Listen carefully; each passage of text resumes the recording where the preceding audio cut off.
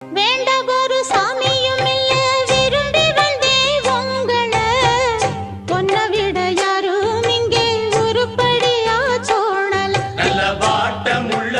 ஆம்பள உன்ன மறக்க இவளுக்காகல